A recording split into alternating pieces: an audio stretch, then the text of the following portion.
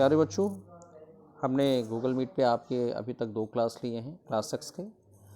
उसमें मैंने पहले क्लास में आपको बताया था संगीत और उसके प्रकार, और थोड़ी बहुत ध्वनि की भी चर्चा की थी। दूसरे क्लास में ध्वनि की उत्पत्ति और फिर स्वर के बारे में बताया था।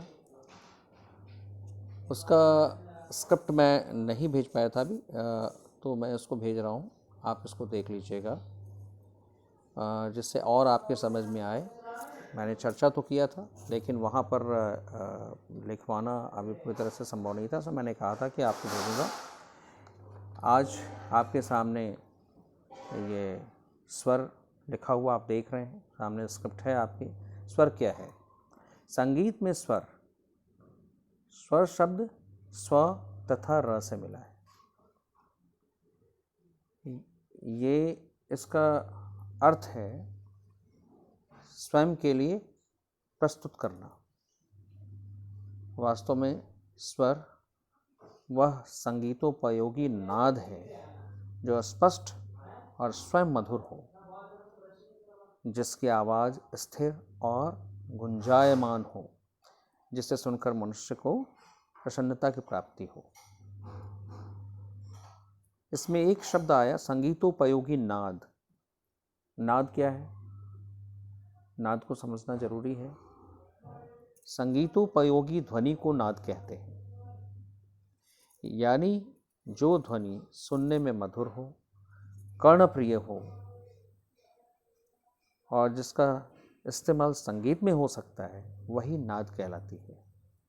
तो यहाँ पर वही चीज़ कही गई कि स्वर वह संगीतोपयोगी नाद है जो स्पष्ट और स्वयं मधुर हो और जिसकी आवाज़ स्थिर और गुंजायमान हो, जिसे सुनकर मनुष्य को प्रसन्नता की प्राप्ति हो।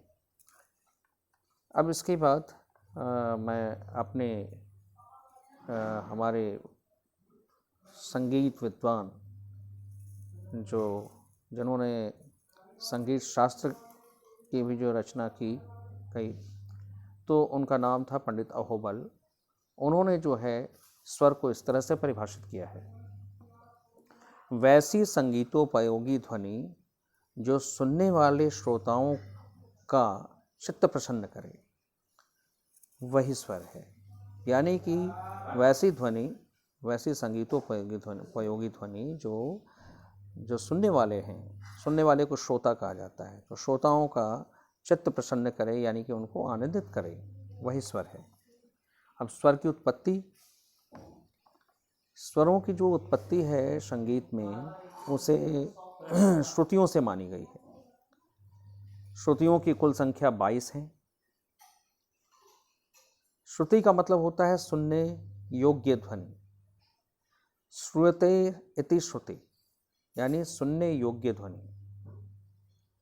तो ये श्रुतियों से ही स्वरों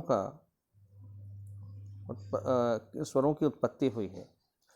तो इन्हीं श्रुतियों से कुल 12 स्वरों की उत्पत्ति हुई है और मुख्य स्वर 7 हैं, जिसे शुद्ध स्वर भी कहते हैं।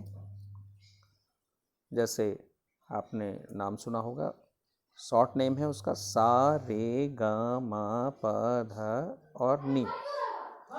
इस 7 स्वरों में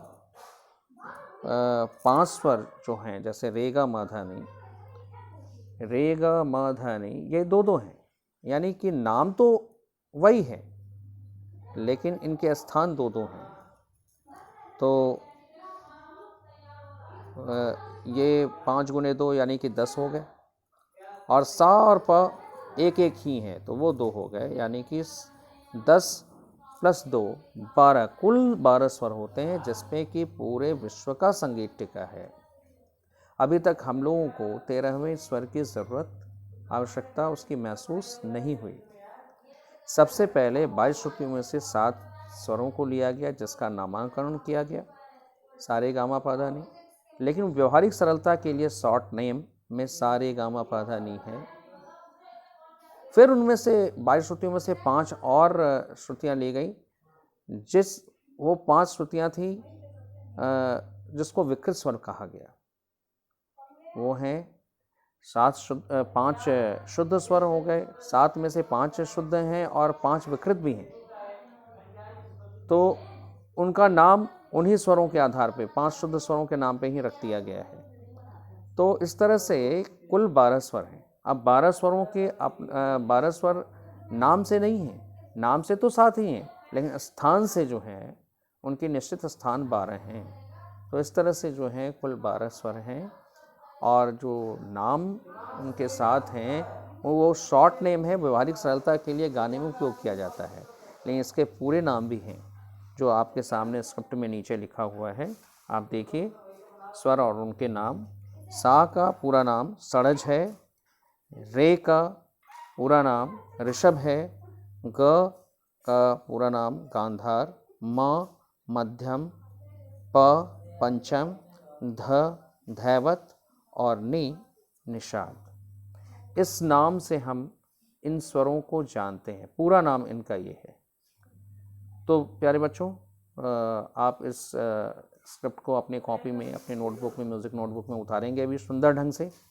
इसके अलावा इसके बारे में थोड़ी कुछ भी शंका हो, दिक्कत आई हो, महसूस हो रही हो, तो हम अगले अभी बुधवार का जो आपका क्लास लेंगे उसमें हम फिर से आपको बताएंगे। तो ध्यान से इसको देखते हुए और सुंदर तरीके से इसको अपनी नोटबुक में स्थान दें, इसको उतारें और इसको समझने की कोशिश करें। अगले क्लास में फिर से इसकी हम चर्चा करेंगे। जिनको नहीं समझ में आएगा वो हमसे डिस्कस करेंगे। बहुत बहुत धन्यवाद।